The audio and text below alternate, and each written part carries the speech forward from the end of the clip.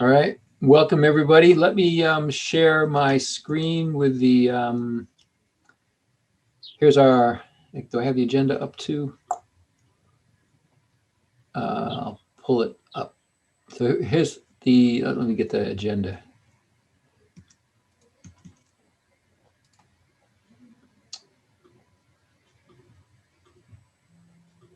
Thanks to Phil. So first is public audience. Susan, anything you would like to comment on? Oh, there's a ball back there. So Hartford declared a climate emergency. That's All right. the latest. And we're planning to do like a movie kind of interview with teenagers and college students towards the end of the summer to capture their statements about the future. So that's it. Excellent. That's great about Hartford. Just briefly, while since you mentioned climate emergency resolution, you may recall that we presented our draft resolution to Tom Roy and Maria Capriola and Eric Wellman, and all were very supportive. But the idea was to not present it to the Board of Selectmen until we have an energy manager who can sort of help implement it. And all I know is that's in the works, and it's we're off cycle for hiring, but I think there are attempts being made to make that happen, but it's probably going to take a little time. So much for emergency. All right, and actually, Baird, I forgot you're actually not an official member. So, but if you have any general comments you want to make, I think if we're talking about some of the stuff you're doing later, feel free to do that. But nothing right now, Mark. Thanks. Great. All right, approval of the June 2021 minutes. I'll pull those up on the screen.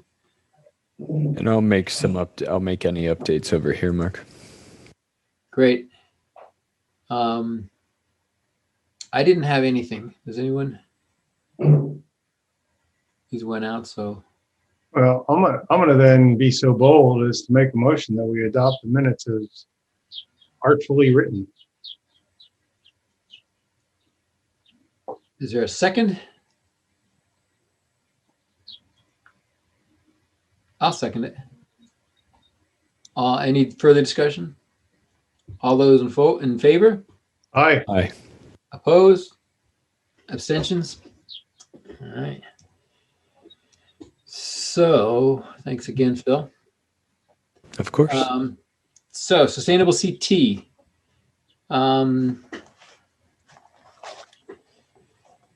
So the team, we meet the sustainability committee meets the Wednesday after Clean Energy Task Force, and we've got this list of actions. Again, we're going for certification next spring. We aim to get silver again. There is no gold, there's bronze and silver. And we're going through this list, and it's I don't want to jinx things by saying it's early, but we do have time. We have time. It's early enough where we can actually start some new initiatives and get points for them. So going through the list, I think we have a good shot at getting silver again. There's some really interesting things going on. Some things we didn't do before that will be interested in a couple, at least one in collaboration with other towns, which gets you partnership points.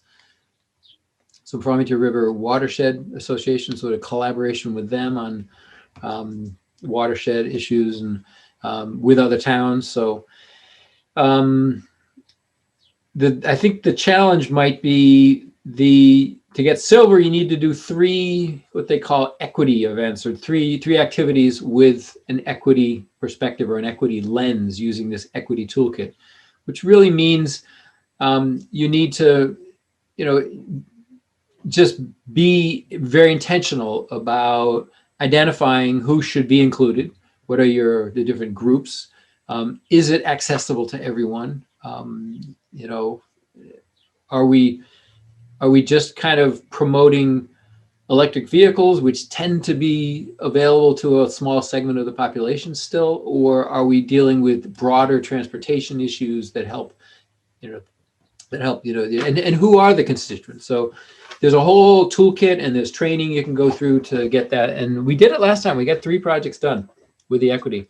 And there's equity coaches, and it's really quite interesting. But so it's early going, but I guess the biggest thing, which I think I may have shared with this group, but about sustainability committee is, I think if you look at it, we're supposed to have 3 members of the Clean Energy Task Force on the sustainability committee.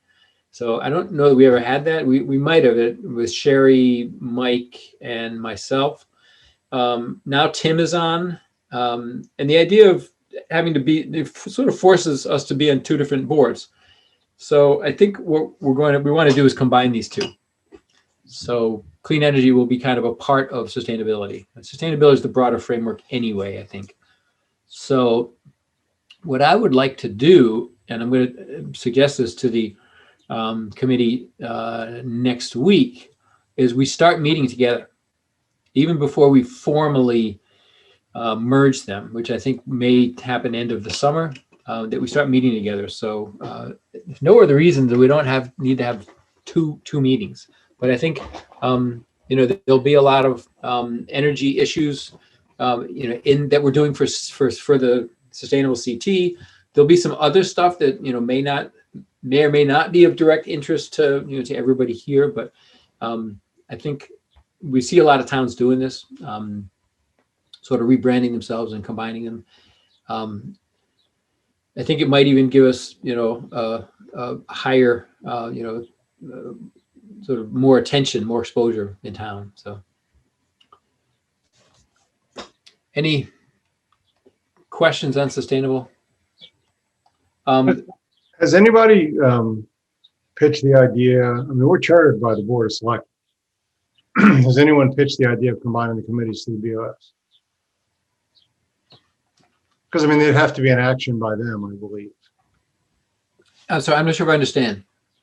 So we're chartered by the Board of Selectmen to be the Clean Energy Task Force, Yep. right? We all sign the little forms and everything every few years.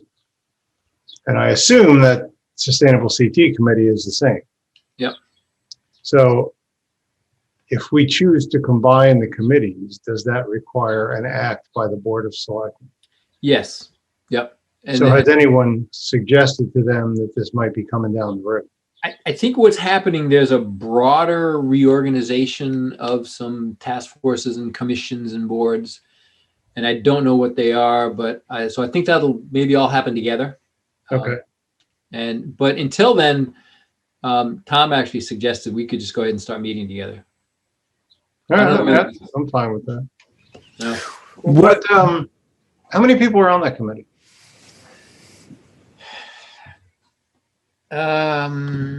We've just lost somebody. I want to say Ish. seven-ish.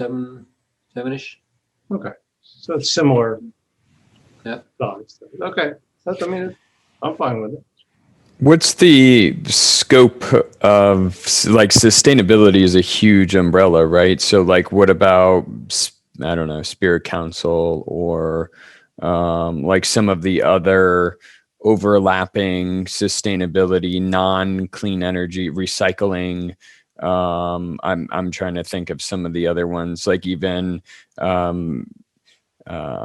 maybe not inland wetlands, but conservation aspects. Where's that fall? All of the above.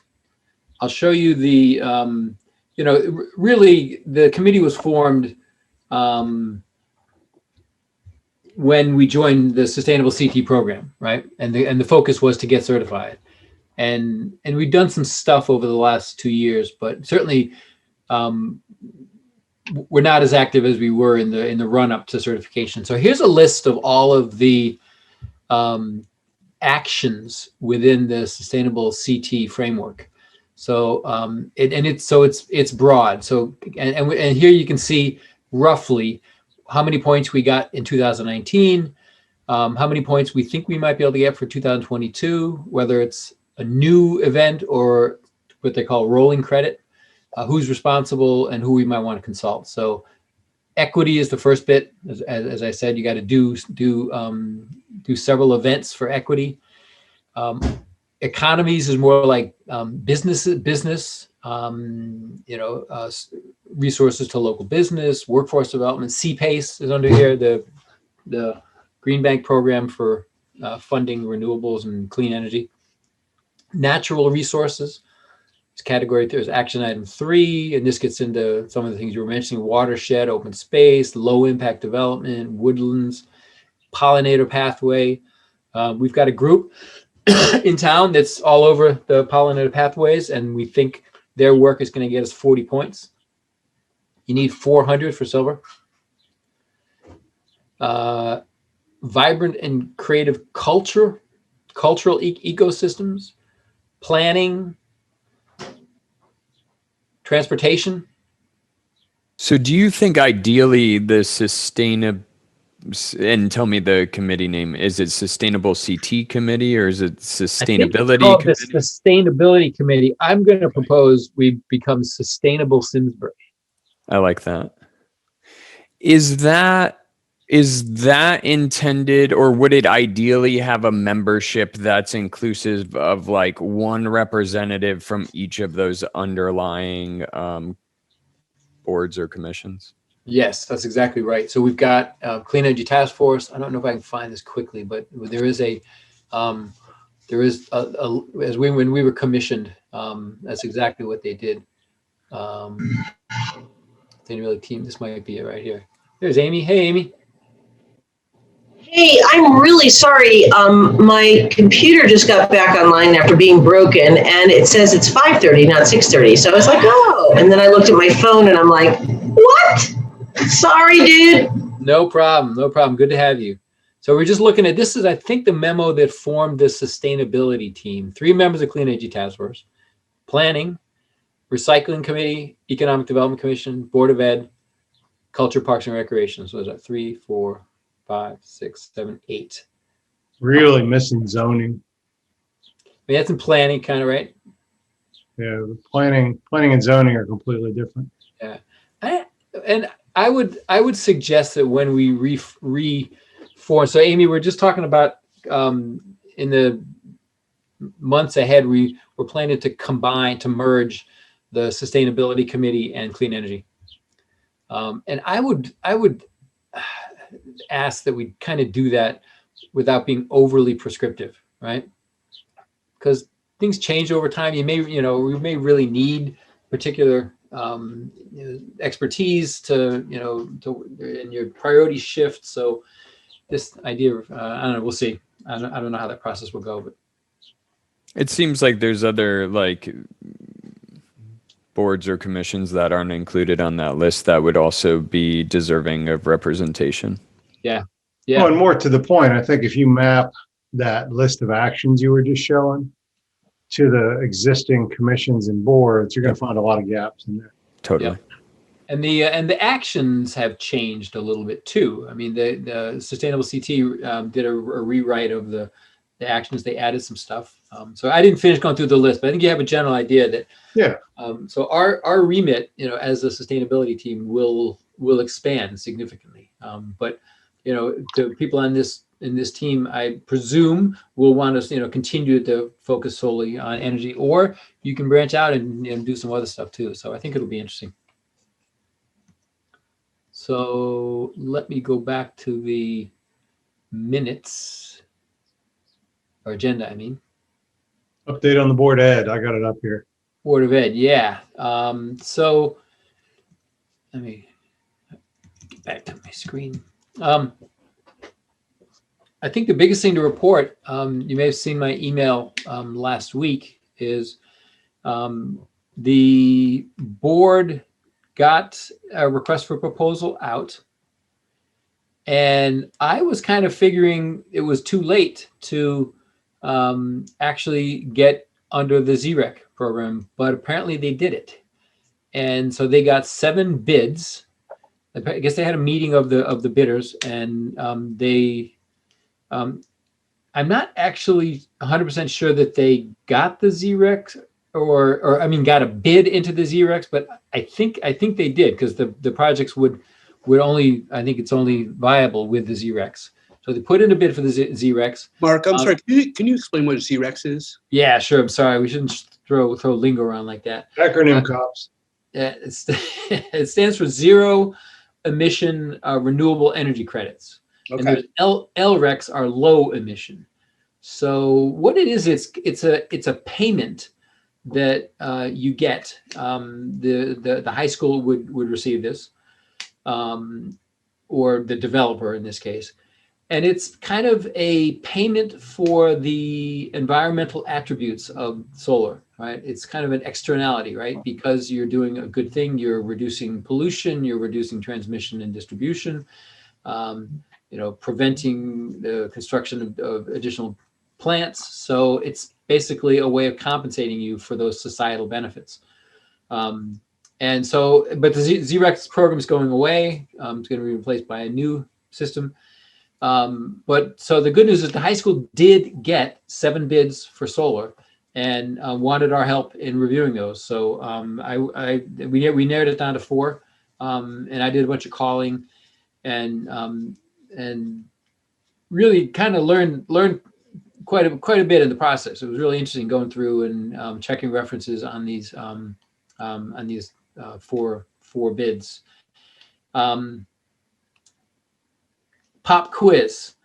How much do you think, and I don't know if anybody has any gut feel for this, but cost per installed watt of solar? So for a 1 watt array of solar. So the ones on the high school roof are somewhere around 700 to 800 kilowatts.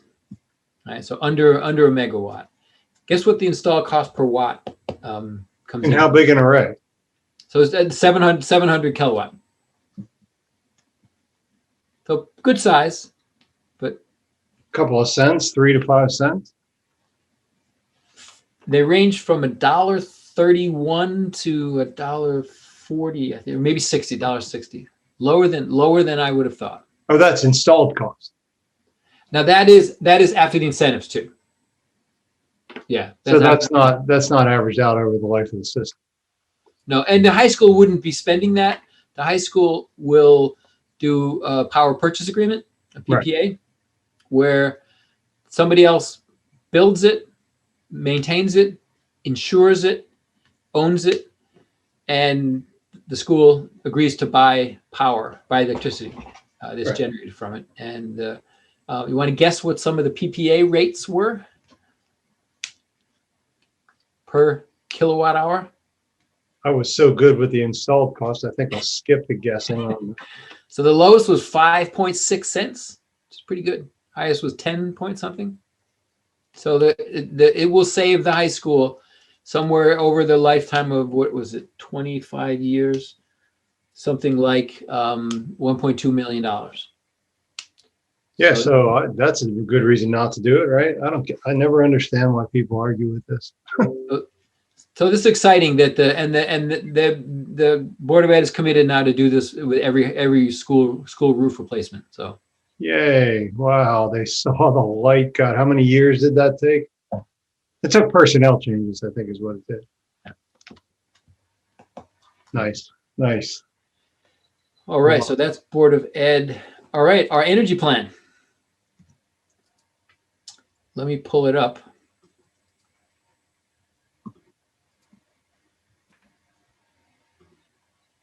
Oh, wrong one.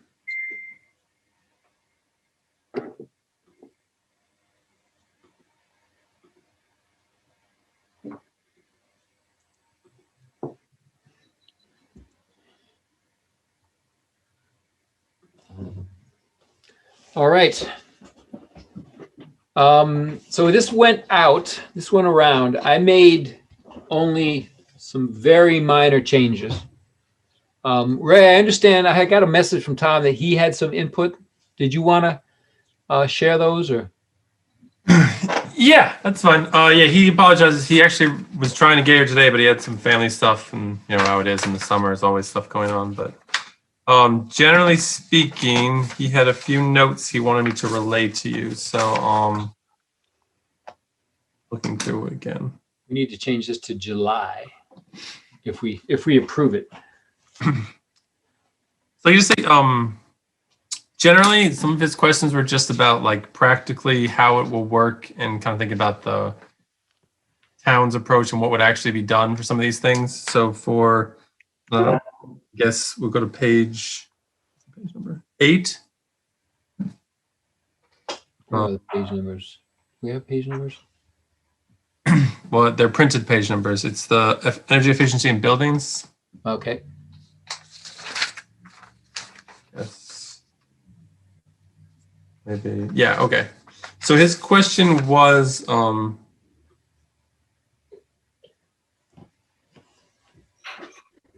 like, you know, if we're doing this, an idea he had was, is it worth considering talking to planning or zoning, whoever the code enforcement officers are? Would you want to try requiring like the homeowners or businesses to have increased above state mandated building codes for energy efficiency? Is that the kind of thing you'd be looking to do?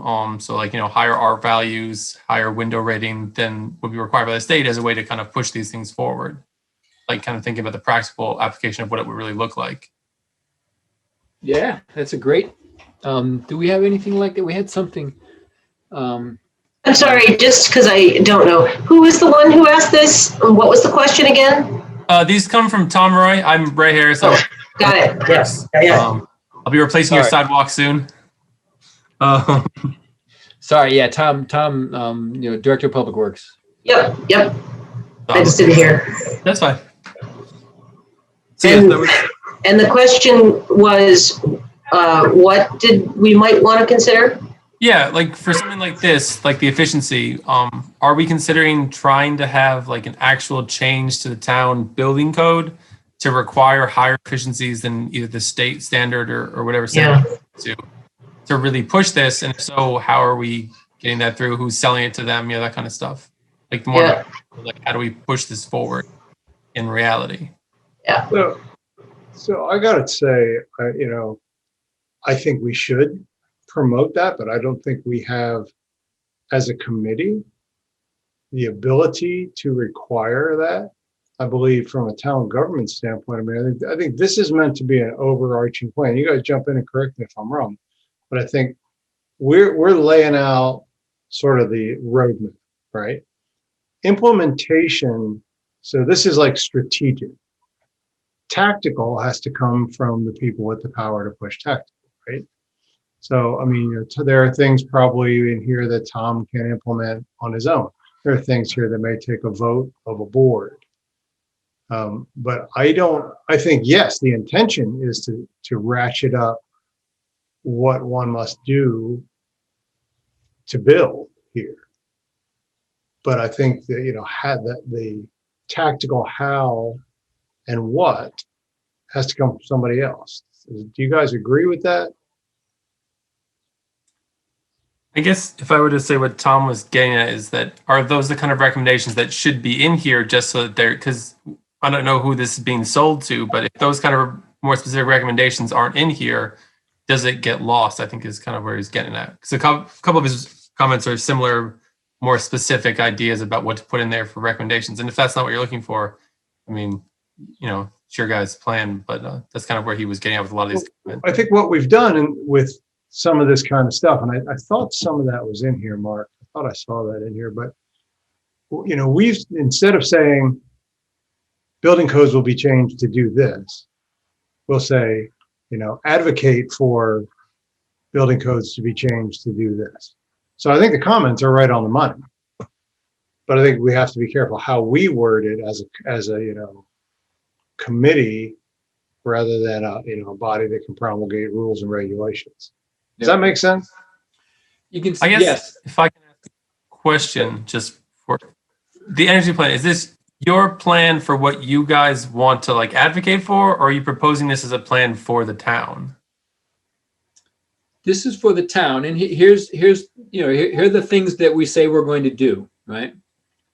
One of them here in the lower right here for 2030 residential business is work with town staff and zoning planning commissions to promote solar heat pumps and EV readiness in new construction. That's kind of, I think, what you were getting at. Yeah, I think that falls short of what he was getting at.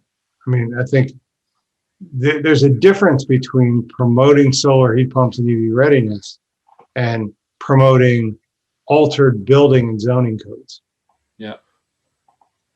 Yeah, and it could be both. It could be that you guys promote it as a committee and that you fight for the town to change the building codes. But I think he's trying to wonder if that needs to be captured in here to kind of say what actually needs to be done to make it happen. Because if we just go around saying, oh, this is what we should do, and there's no actionable item, then it might just get lost. I guess it's kind of because a lot of his are more about practical items, thinking about it for actually implementing it, what he would need to do, what he would need to see to actually enforce these things. I mean, or, for the town or for the planning department.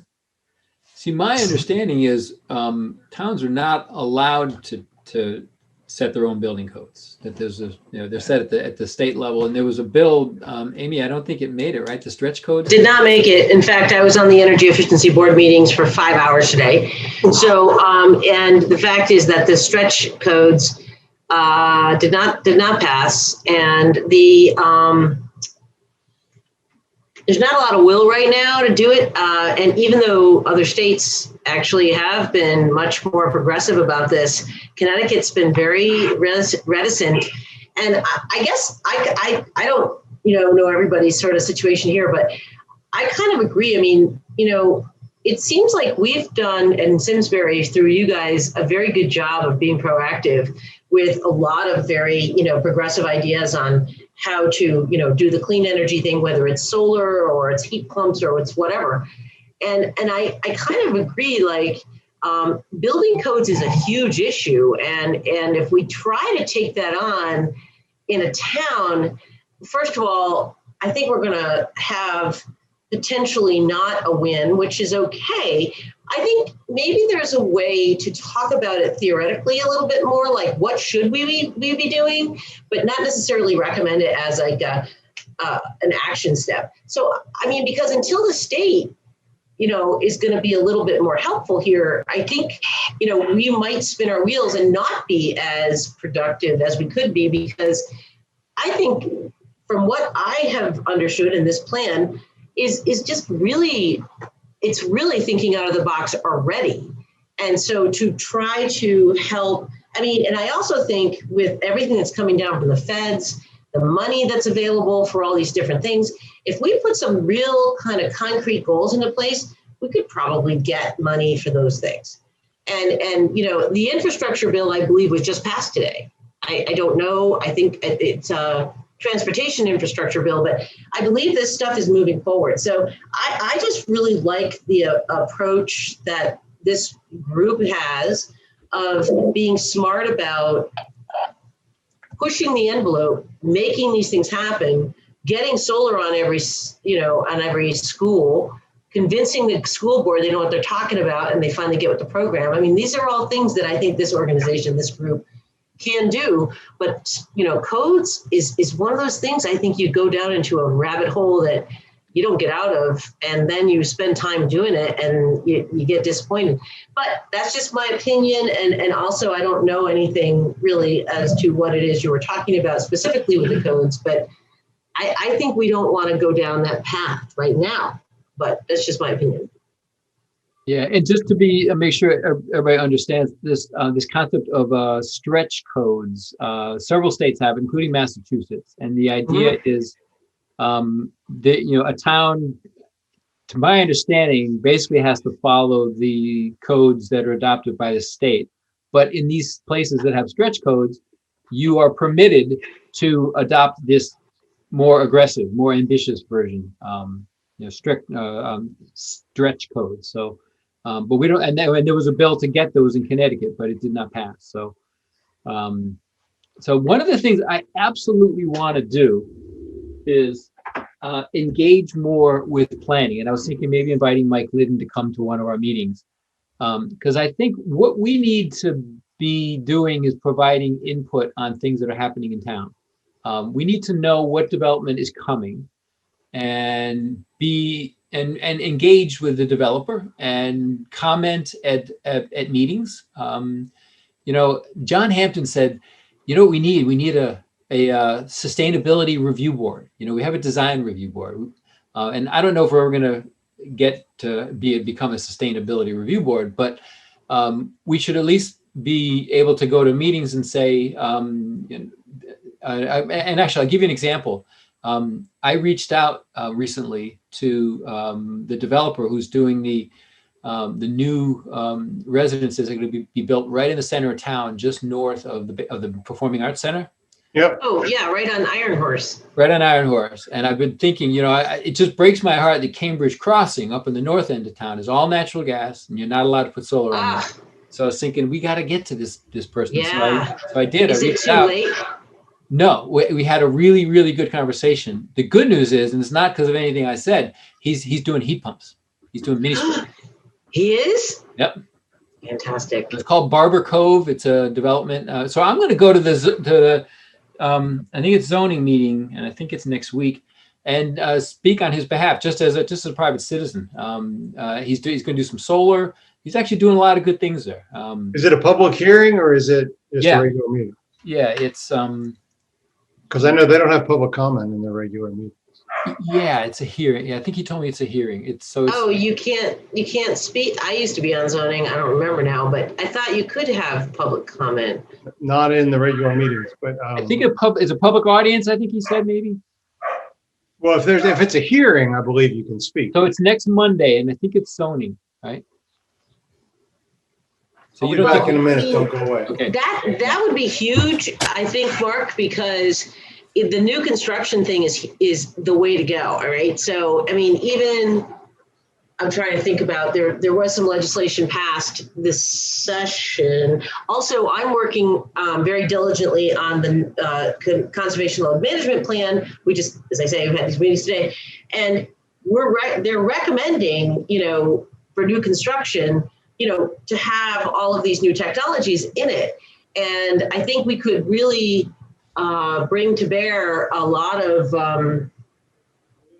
good voices to this request or this effort, because it is where the state is going. And Simsbury, if this is how many units is it? I don't even know, actually. 100 and 150, 180. That's a lot of units. I mean, if we could get heat pumps and solar in every single thing, It's because so it's apartments.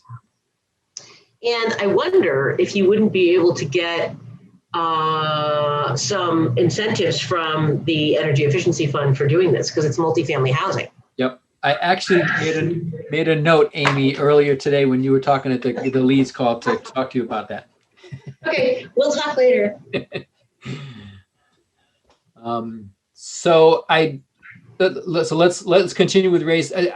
So we definitely want to engage more with planning and find out ways to do that. Find out ways, short maybe of changing building codes, of incentivizing, streamlining. Right. I agree. And just getting and the other thing that is in the energy plan is it has to be in our POCD that this is what we believe, this is what we want. Right. And I think we have some general comments in the POCD we got in. We need specific stuff, right? That we don't want any more natural gas hookups in town. Right. So POCD was just redone a couple of years ago, right? So how often does it, or what's the process by which you can get things inserted into the POCD that might change what was originally there maybe even 2 years ago? And by the way, sorry, POCD, Plan of Conservation and Development. Thank you. The planning commission, is that what they're called? It is, yes. They are Erin, does she lead that, or she's on it, right? Yep, I'm walking with her tomorrow morning. I can bring it to her. She said that they're not waiting till they've been actually rewriting it constantly. So that's something, I think that's in the plan. I did not know that. I'll talk to her about it tomorrow. Good idea. Let me go back to sharing. Because that's an every 10-year effort. I'm surprised to hear that, actually. Well, the full POCD is, and that's, but what you just said, Mark, I think, is that they are able to update it now possibly more regularly, which would be a very big advantage. So we've got it down here. Embed renewable energy, energy efficiency, and electrification of transportation and heating and cooling in town planning documents. Mm-hmm. So, I guess, Ray, to respond to that comment, I think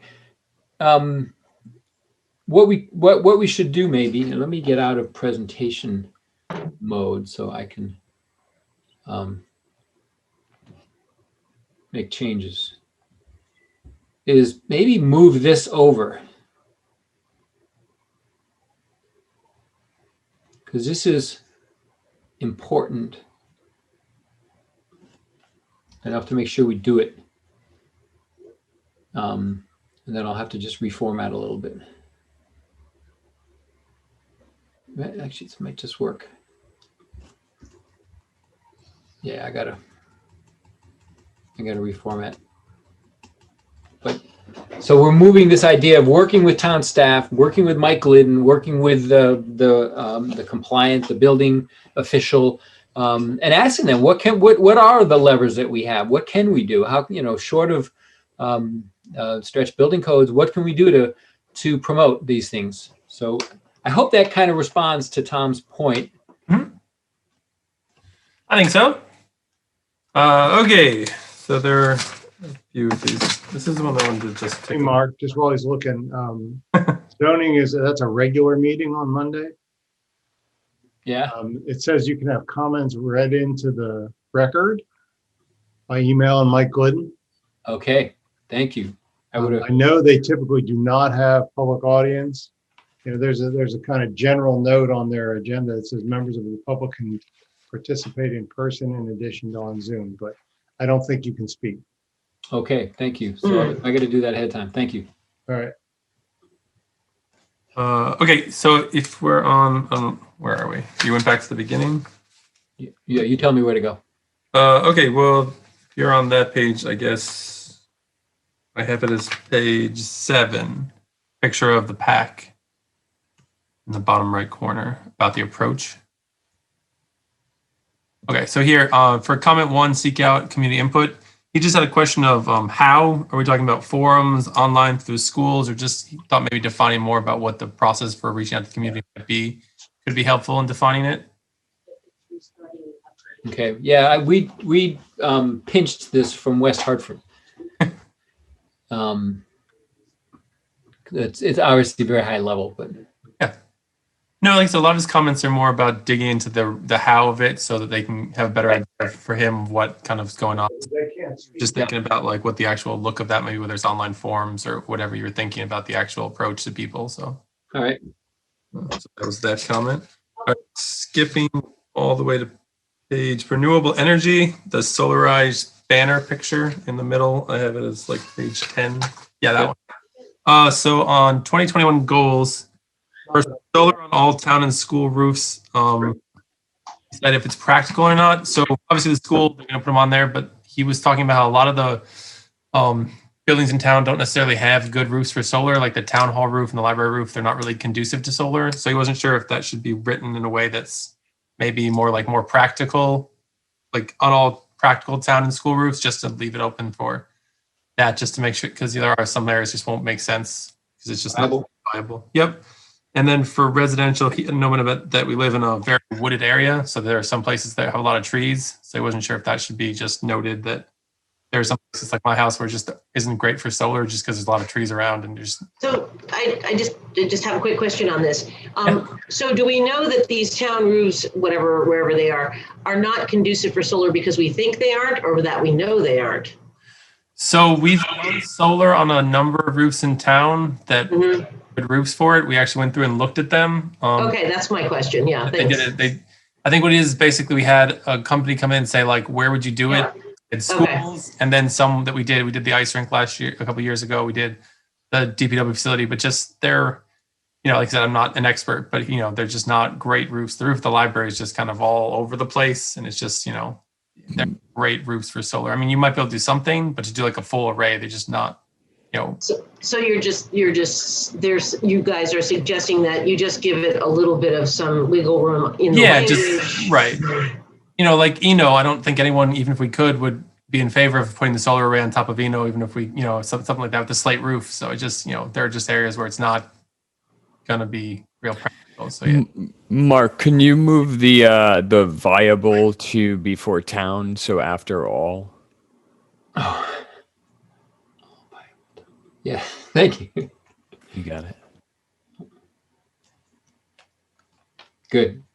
Much better. Ray, was there a specific change on the residential? Was somewhere No, he just wanted to note that, there's a lot of places down where because of the amount of trees we have, it might not be a good place for it. And he just didn't know if he wanted to note that or just, make a comment for it. So.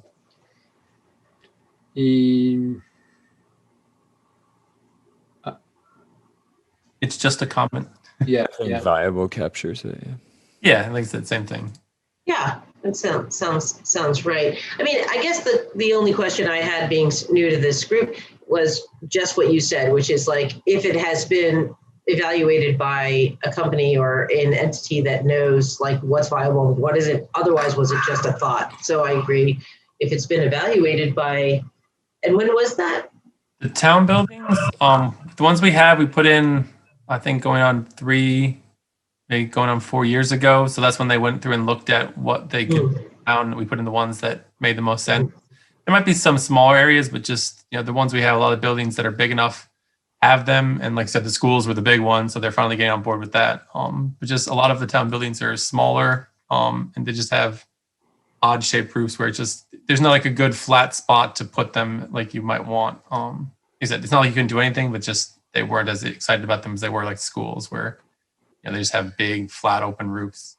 Yeah, I mean, I think I live in Terriffill, and Terriffill School was just redone quite a bit, and also I wonder too about, and I don't know if it's already there or not. Was there solar put on at Henry James?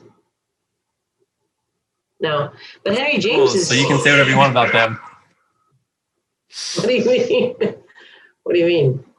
Nothing. Just Tom doesn't work for the schools, so what they do, he doesn't have any power over. Yeah, don't get me started on Henry James. Okay, sorry.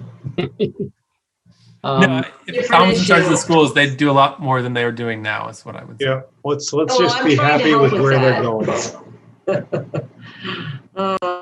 Yeah, the other thing that I didn't mention, well, we talked about it before, but the Board of Ed has said they want our input, and when they're looking at the design of the Latimer Lane renovation, because some towns are doing net zero schools, and there's no reason we couldn't do it there, at least really close. All right, what else you got, Tom? So Ray? we should bring in a consultant for that who lives right here in our town. The Mansfield School that was just recently done as a net zero has got a lot of press. And Kelly Lyman, whose kids went through Simsbury schools, is a superintendent in Mansfield, and she shepherded that whole project. And it's a wonderful net zero school. They're really excited about it. Cost came in comparable, as I understand it, comparable to traditional renovation. So I'm happy to call Kelly and see if she would mind attending a meeting or giving her input. That would be fantastic. I don't want to volunteer. She's a busy woman, but yeah, she's a good friend, and I can ask her. So, but my understanding of the Latimer is that the budget's been set, right? Because it was approved through the, finance committee. So I think whatever it is that I don't know, but my guess would be whatever it is that they approved has a finite amount of money attached to it. It probably did not include solar or anything like that, which is a mistake. But it might be too late for Latimer. I don't know. I'm afraid you might be right. Yeah. Now that you don't actually have to budget for solar because you can do it with a PPA. But Okay. That's true. And if they have a budget, I don't know that they're constrained from shifting those budget items around they just can't exceed. Okay, well then maybe it is worth a look because it hasn't started yet. But you have to design. Look, we're working our way up the planning curve, right? We got in way too late on Henry James. Yeah. We're somewhat too late on Latimer, and from what Mark's telling us, it sounds like we're going to be in the game for any future ones because look, I mean, I think we've all seen that curve. It's like opportunity to change, cost of change, and with time across the bottom, you got to do it up front. You got to do it early. I'm going to rattle her cage again on Latimer. Ray? Okay. He also just wrote solar farm. I don't remember what he said specifically about that. I know there's the one they just put in. I know you were talking about the landfill again. So I don't know if that's what he was talking about, but. Yeah. Let's see. The landfill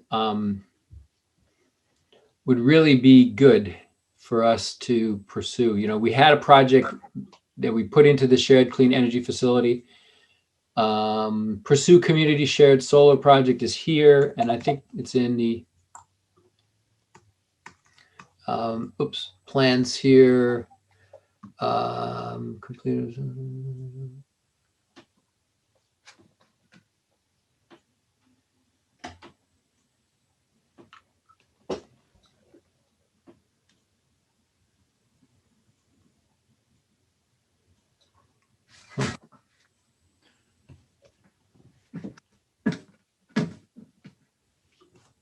Am I not seeing? Oh, submit 5 proposals. All right. We have it for the 2030. 5 proposals for shared solar facilities. I thought we had one here, though. Schedule, RFP, shared solar. Here's review feasibility of shared solar. Let's make that a little stronger. Submit bid for shared solar facility on town land. And landfills have bid preferences. So Because of brownfield sites. actually, brownfield site, you're right. So, and it's technically not a brownfield. Well, because it's not well, is it technically not? That's probably not a designated brownfield. Right. Simsbury does not have any designated brownfields. I learned that because there's a bunch of solar sustainable CT points you could get on. I mean, it's a brownfield with a small b. Yep. All right. Ray, any more? Sorry. Yes. Okay. A couple more. For transportation about the town's fleet. He just wanted to note that for where it says electrified town vehicle fleet, there are certain vehicles in town that aren't really viable, like our big trucks. There just really isn't a good electric version of that. So he didn't know if you wanted to specify like light trucks, police cars, stuff like that. If it makes sense to put that, because obviously or could we make a general statement as technologically feasible? Yeah, I mean, if that makes sense for you guys, yeah. Electrify 80% of town fleet. Just don't do it by weight.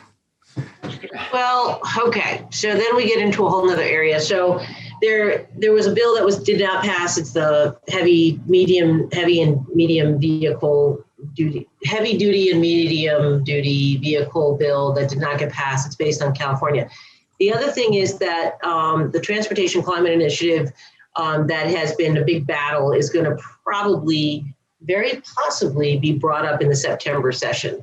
And the idea there is that we're going to get infrastructure, resources that we want to try to electrify all of the state fleet. Okay, that's not the town. I get it. But on the other hand, I think that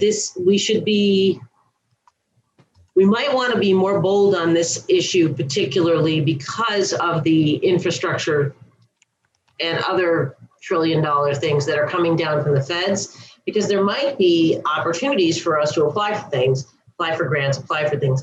So, I mean, I would like if I had to say, I would like our aspirations in a town like Simsbury to be like, electrify all the buses. I know we don't own them, Salters does or whatever, but I just think that we should if nothing else, then all the vehicles, then all the police vehicles. And I do think that the technology is going to be there for the heavier duty vehicles. So I would not, that's one area where I would not hold back with like being aspirational. So I actually agree with you, but I think technologically feasible kind of covers that, Amy, because Okay, that's fine. as technology shifts, Mhm. maybe it will become technologically feasible Yeah. to do the big trucks, and But it's look, of financial course, too, right? So I get that, you know. it's technologically and financially feasible. Maybe All right, there you go. correct word. So I added for 2020, 2021, 22, deploy several electric vehicles in town fleet, including at least one school bus. And by 2030, electrify 80% of town fleet as the technology becomes feasible. Yeah, I think Yeah. and financing available.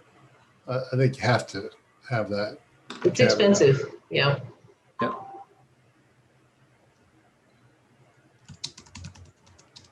Yeah, I mean, generally tends to be like a turnover period. So like every year we buy like one truck. So as that happens, if they're viable, we could think about buying the new trucks that come available. So it might take 5 to 10 years to turn them all over. But like if they're available, I'm sure they'd be more than willing to consider to like try to bring it into, because you know, if it's for us, you know, if it's cheaper and more efficient, why wouldn't we do it? So Right. you know, that's Is the motto anyways. Mark, and I know we've talked about this before, and I just can't remember at this point. Do we have anything in here about ensuring that so we always talk about electrifying the vehicles, and we've had this discussion before. If you don't green the grid, you're kind of wasting your time electrifying the vehicle, right?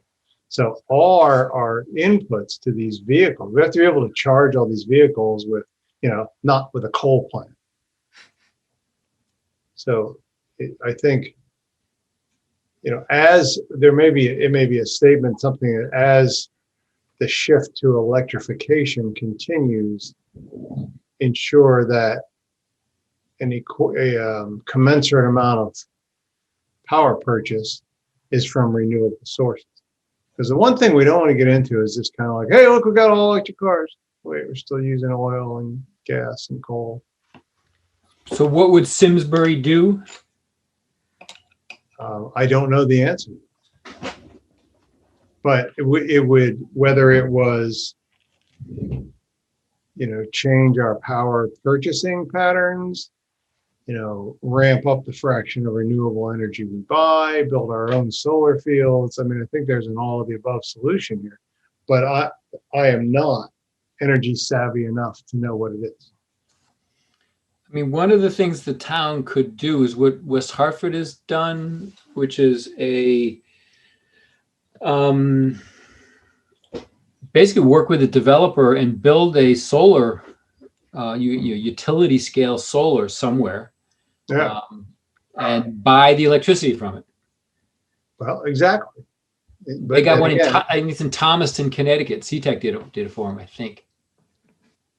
Do we have some? I thought we may have had something like that, but maybe not. I thought we put something in, but it's like been going around and around with this for so long.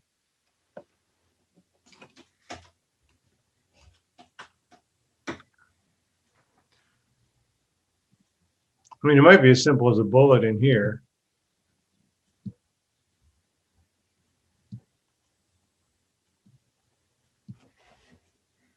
And that could be a 2030. Mm-hmm. And just a statement to the effect of, as electrification proceeds, ensure sufficient renewable power purchases to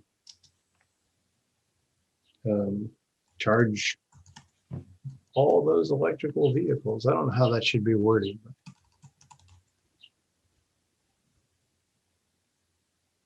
Sufficient to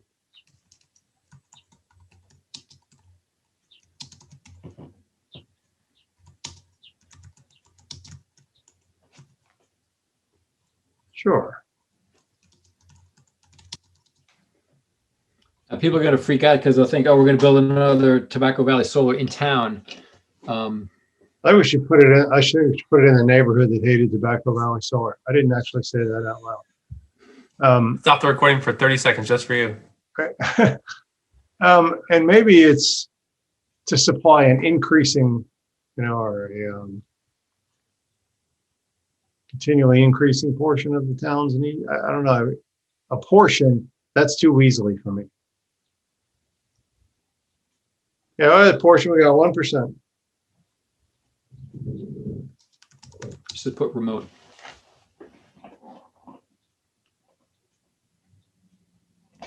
That's something an energy manager could do. I mean, you basically just put out an RFP. Right.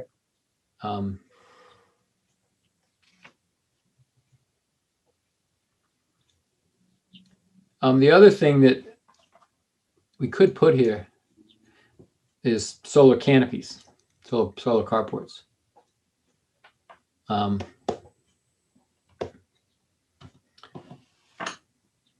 going to put that. Do you want a catch-all statement in here like we did for cars, but like explore all technologically and financially feasible solutions? Renewable energy solutions. Right. Because there's bound to be advancements in the next 10 years. Yeah, by 2030, like, there could be something that we never even heard of. Right. Sorry, say that again, Phil. Kind of like the same note you've got with the electrify 80% of the town fleet. Do you want a catch-all statement in here around as the technology and financing become feasible, explore, and I said this all kind of jumbled up now, but explore, other clean energy or renewable energy solutions as the technology and financing becomes feasible. It's basically, essentially, as technology evolves, we should be evolving this plan right along with it. Okay, that was a mouthful.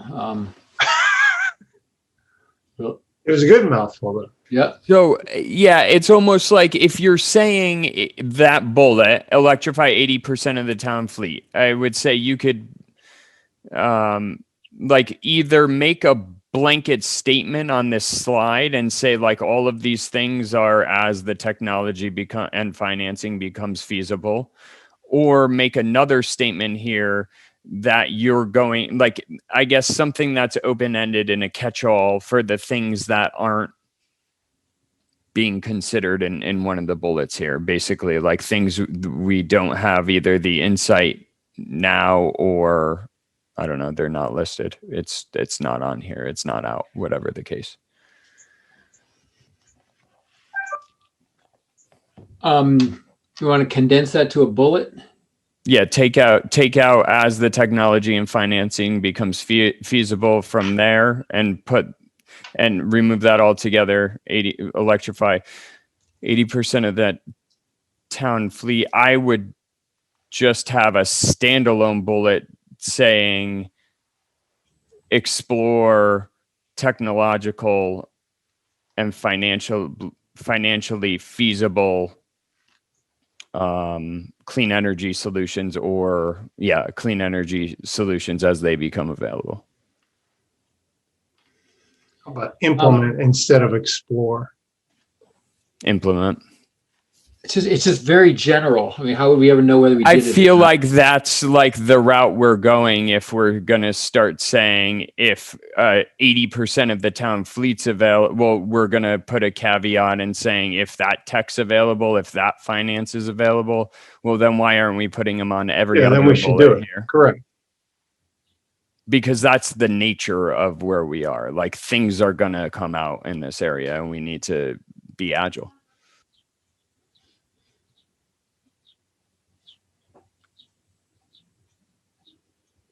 So say it again. As the technology and finance becomes available, how does that sentence continue? I would say it maybe at the start of that bullet, implement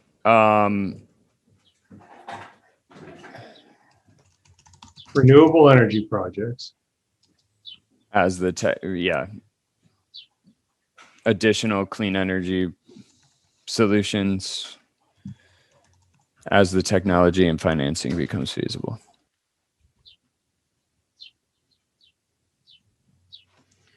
Could do this. Or unrealized, or I don't, yeah.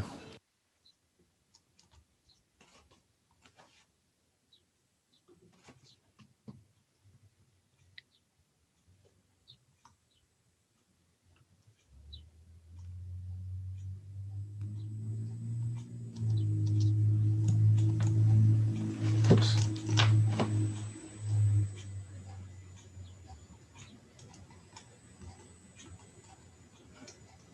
I'm trying to indent. I can't indent these bullets here. Won't let me indent them.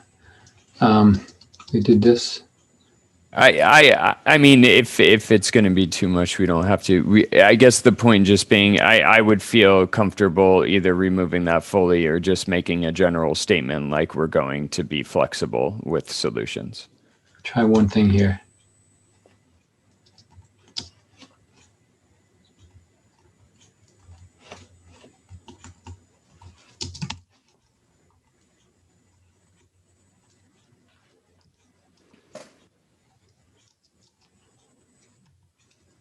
Kind of, so you're kind of covering both of these. Yeah, I like that. Yeah. Yep. Agree.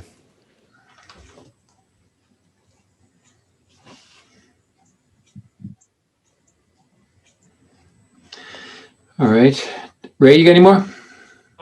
In a similar vein, for charging stations, he thought it might be worth just saying charging at all major town facilities, especially if there's money available for paying for it. I think we have one at Town Hall. There's no reason why there couldn't be one at the library, one at Eno, one at, the farms, make it a little bit stronger than just, add stations to the municipal properties, There's some things you got to pay for it, but, I think the goal should be, to have it at all the buildings, that's the Yeah, I think anytime you can be more broad reaching with charging stations, the better. There's just, I think, so much potential coming forward. I mean, why limit where charging stations are? There's usually not enough of them, and people have, they're worried about it. So they'll buy, especially people who are, not traveling a lot, but still, we need to have charging stations in order to reduce the range anxiety that people have. Otherwise, they won't buy the electric cars. So it's kind of a chicken and egg a little bit, but I think it would be better to be more broad-based on that one for sure.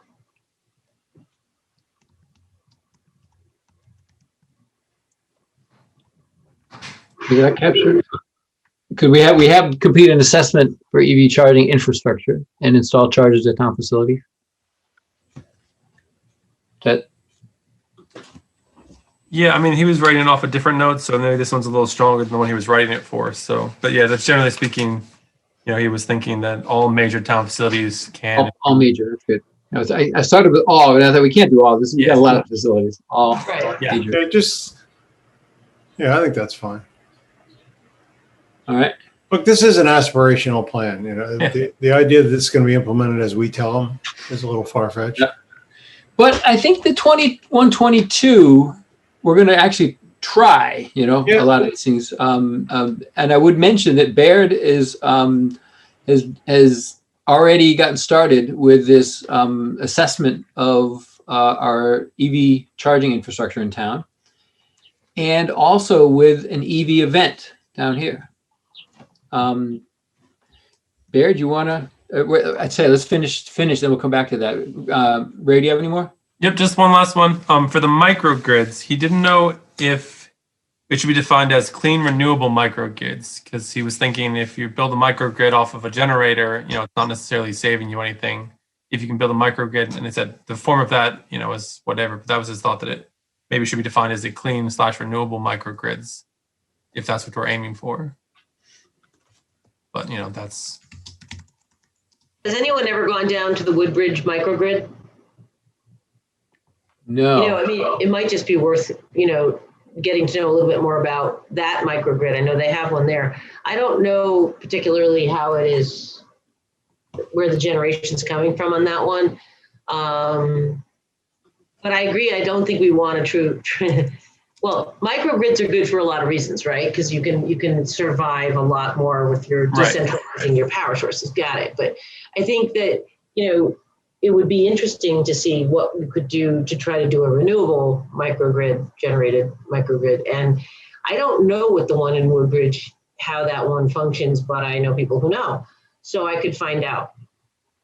Yeah, and he definitely said that for resiliency's sake, they might be good, but for clean energy's sake, maybe it needs. Yes, agreed. Absolutely right. Agreed. Yep, All right, let's take a field trip. Right. I mean, but not until I find out what it is, because we might not want to go down there and look at it. They've just got a nuclear power plant in their backyard. A lot of them Yeah, use fuel. That's pretty Oh. renewable. Oh yeah. I think it's gas generated actually, but we'll see. I know a lot of them use fuel cells. Oh, it could be that Or, too.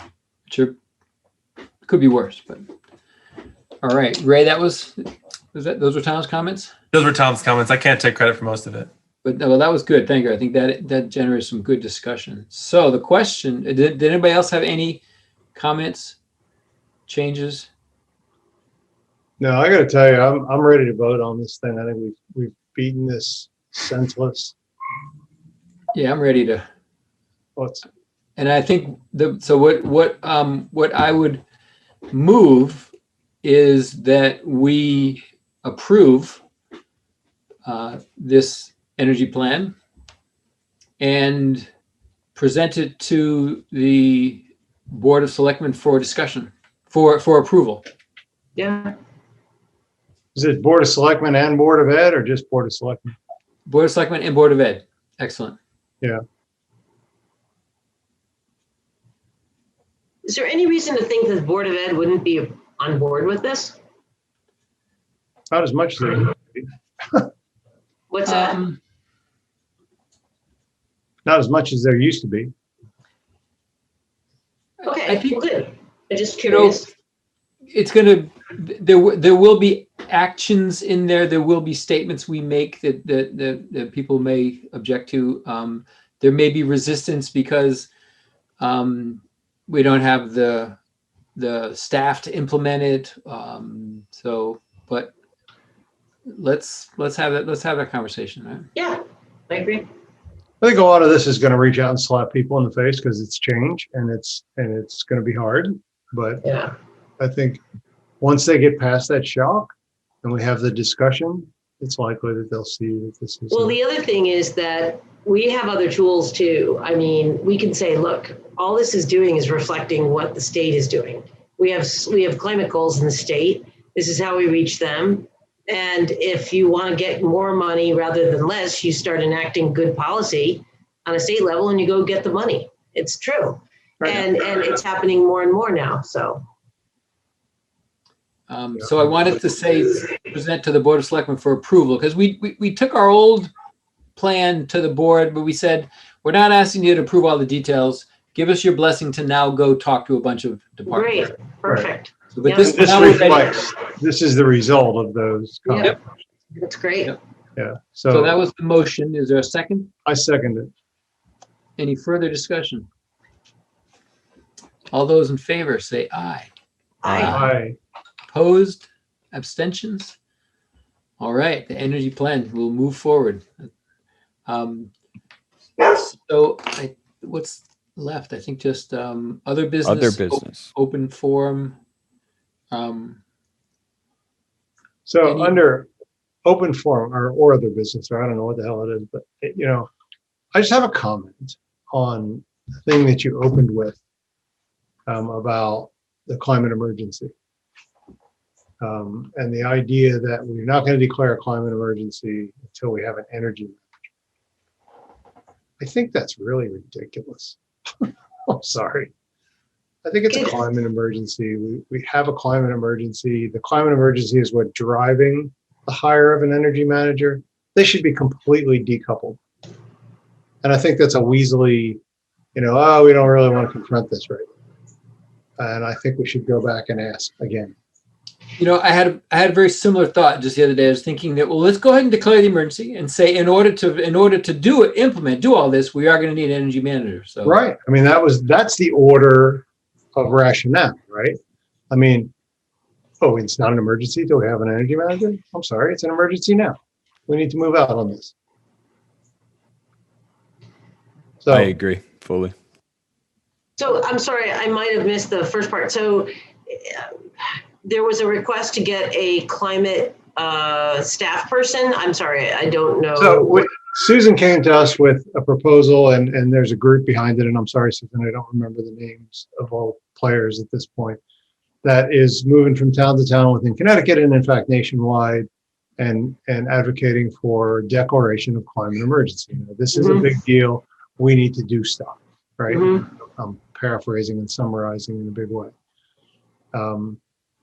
They helped us to draft a proposal for the Board of Selectmen that Simsbury would declare a climate emergency. Susan informed us in the public audience that Hartford has declared a climate emergency. There are a number of communities throughout the state that have declared climate emergency. So we went to the board saying, we would like you to declare a climate emergency. And what Mark's report back was, they said, we just decided to hold off on that until we have the energy manager on board who can actually help us take the actions. And my comment, Amy, is that I think that's backwards. If we have a climate emergency, therefore we need an energy manager to deal with it to help us make the right choices and take the right actions. Yeah. So that's the background. That happened in the very beginning of the meeting. I'm sorry I missed it. When your computer was on. Yeah, when I was like thinking it was 5:30 and it's 6:30. Right. So which group is it, Susan, that has been doing this?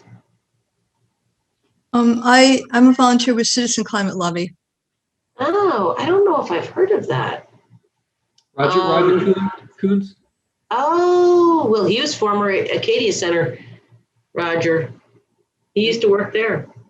That's fantastic. Okay. Well, I think it's great. And, I think you're right, Bob. I think, people are just, it's just not, they just don't, they can't think about it because they've got too many other things they have to think about. So they're just trying to. It's not biting them in the butt right this minute. Yeah. I mean, one of the reasons, all we're going to do here in the Northeast is get wetter. Okay. It's going to continue to be more and more rain. And then in the West, it's going to bake. I mean, come on. I just had a friend who came back from Iceland and he went out on the whatever to go see the icebergs, and they have to go so much further out because the icebergs right to get a little shrunk. I don't think there's much. I don't think anybody that's got any really taking time to look at it is going to argue with the idea that it is an emergency. I think Eric has the right mind. He does. I don't know about Maria. I've never spent a lot of time with Maria, but I think it's important that we go back, and I'm happy to join that discussion. All right. Well, one of the groups. Sorry. Go ahead. No, go ahead. No, go ahead. It's fine. I will communicate that. I think I thought maybe we should take a motion. I don't think we need a motion, but I think the spirit, the sense of this group is that we would like that to go before the Board of Selectmen and the Board of Ed. Yeah, I mean, we go to the Board of Ed all the time. I mean, the Board of Selectmen all the time, and we talk about stuff, and we say, hey, look, we're not asking you for anything. This time we're asking. And I think it's important that we ask again with a little bit more urgency. Yep. Well, and I do think we don't just ask for Simsbury. We're asking because these are the goals of the state, and we can bring up the GC3 recommendations. There's so many different bodies that have made really significant kinds of both declarations and it's been both codified by our own governor and put into law and all that. And I think we are a forward-thinking town. We need to be forward-thinking. Duh. I mean, you shame them into it mostly. You say, well, you guys, we're smarter than that. Yeah, I'm down with that. Yep. And we say in the climate in the resolution somewhere that Simsbury has been a leader, has done a lot of really good things in clean energy, and so this is just continuing on that. Agreed. So I mentioned that Baird is off and running with some stuff on EVs. Baird, you want to fill us in a little? Yeah, just two quick things.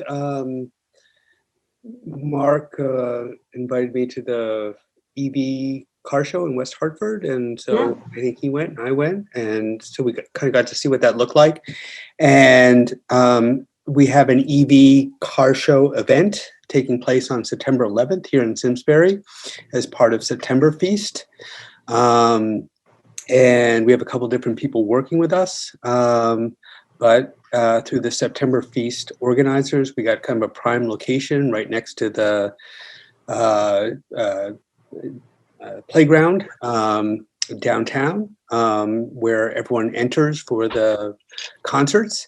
And so we're organizing that to get pull pull that together and hopefully get cars and some EV owners and maybe an EV bus. And, you know, going back to Mark's equity issues before, you know, I think if there are other kind of vehicles that, besides buses, that push toward equity, that might be interesting to include in that. But so September 11th, we have space.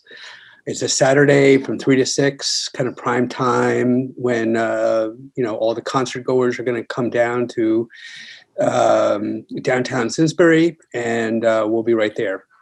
So that's one thing. And then Mark had asked me to pull together a little bit of kind of an overview of EV stations. And so I looked at what Fairfield had done and Weston had done in terms of their statements. And Mark, correct me, it's 4.43. Is that the right number? I forget. It's one of the sustainable CT. Yeah. It's in. Have you talked with Daphne Dixon?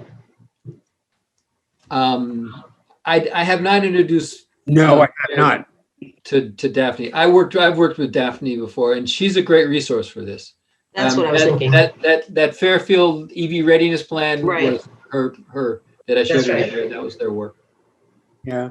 But basically, both their plans are very similar. It's basically an overview of what exists and then some Great. proposals for what should exist. I mean, it's a very simple structure. And so I sent to Mark, you know, we have a few EV stations basically at the different Hoffman car dealerships downtown and a couple other places, not many, but trying to move them toward, you know, some other places like schools, like shopping centers, like multifamily dwellings, condo units, and apartment houses, and basically putting together a proposal. So I basically followed what Weston and Fairfield have tried to do, but just hearing the discussion today and looking at, Mark, you sent me something from PURA. I don't know what that stands for. I forget what that stands for. That means PURA. That's the Public Utility Regulatory Authority.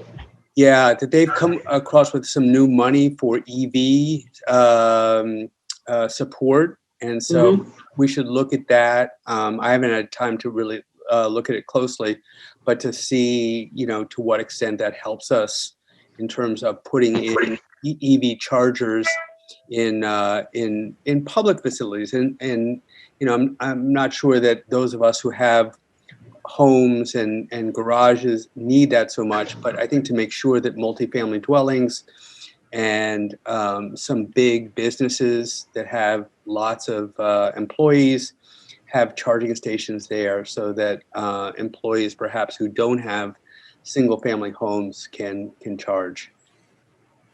So yeah, this is what came out today from PURA, Public Utility Regulatory Authority, and it's a fairly expansive program to promote EV charging in the state.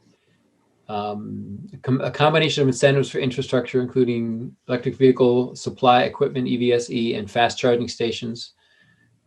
So different programs for different market segments here, and pretty significant, it looks like pretty significant money available. For example, a public destination or a multi-unit, 50% of that EVSE, which we just saw, was electric vehicle supply equipment. 50% for a workplace, 50%. So I don't know the details yet, but this is definitely going to help us get some more EV chargers in town. Well, I mean, and in the same vein that you were talking about the new construction that's happening down on Iron Horse, I mean, there should be EV charging stations in new developments like that. Yeah, right. And that would be the multifamily kind of thing that might fit into it perfectly. And yeah, this decision did just come down to, you know, pretty much today. Yep. But I think it goes back to the regulatory question. I mean, I think as much as possible, you want to encourage Simsbury to come up with a regulation that says all multifamily dwellings have X number of chargers per number of people, right? So that those exist for people, and that, businesses that are larger than X number have charging stations, whether it's schools or whether it's large companies that are here in town, and that employees can do what they need to do. Right. That's great. Yeah. Great. So, and we can get sustainable CT points for both of these things: the event, the EV event, and the this assessment of our EV charging infrastructure. I have a suggestion and a question or suggestion. One of the things that has been catching fire a lot, and also is more of a equity thing, are e-bikes. And I think, if we could have a display of the different kinds of e-bikes that exist. I mean, we're in Connecticut, so yes, in the winter and in the rain, sometimes you don't want to ride them, but they are a form of transportation and they're a lot cheaper. I'm also on the cheaper board, which is the board that gives out the incentives for EVs. And it could be that we should have a display from, what is available for incentives to buy an EV at this exact, at your so we could have a table with the different information for people to get incentives to buy EVs. Because those things exist right now, and they've actually ramped them up. They've actually increased the incentives. Yeah. So I think we should have that information there. And then on the e-bikes, there was legislation that was passed that also allows incentives for e-bikes. And the bike seller, where I bought my e-bike last July, they have a ton of them, and they could do a display, and I'm sure they would do it because they'd be like, yeah, cool, although they can't keep them in stock. They're so popular.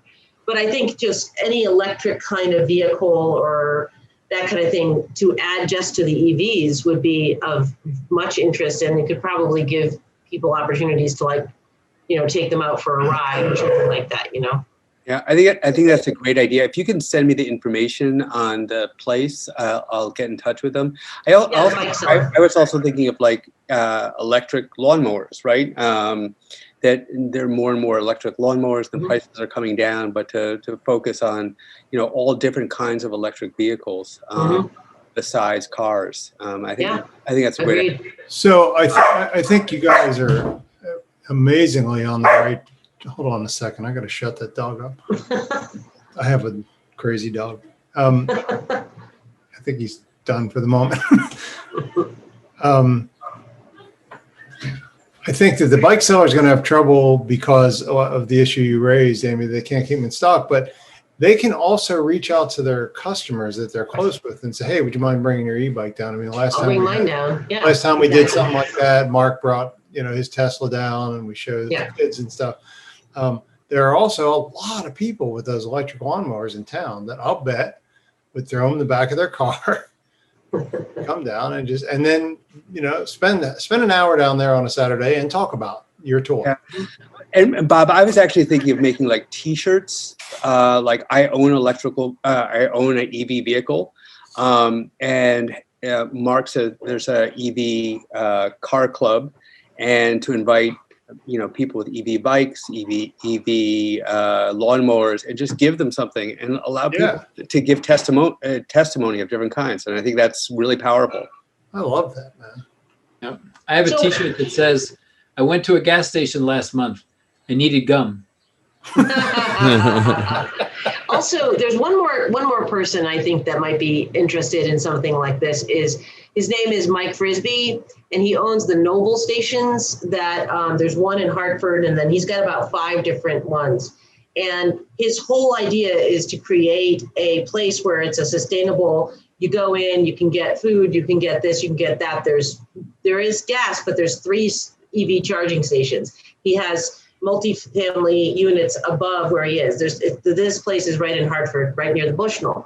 But we had a press conference there for GCI about 2 months ago, so that we could say, businesses really do want to see us have, more electricity, more EV stations. There's just the possibilities are endless, and he's really been trying to put something in over in Canton, and Canton's blocked it.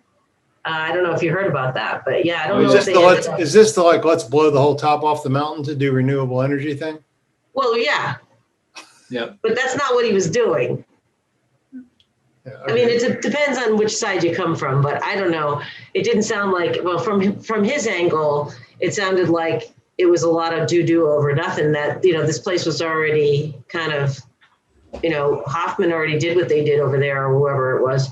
Yeah, we'll have to take that offline over beers. Okay, all right. All right. Well, Bear, thank you for your leadership on all this EV stuff. It's great. It's really it's gonna be great to have a presence at this. So they've renamed it. Septemberfest is now September Feast. I just thought he was saying it wrong.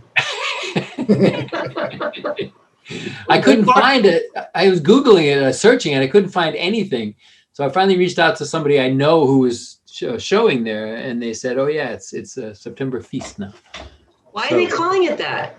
I guess because there's so much food there. Maybe they'll be even more focused on food. I really just thought you were saying it wrong. I guess I was wrong. Yeah.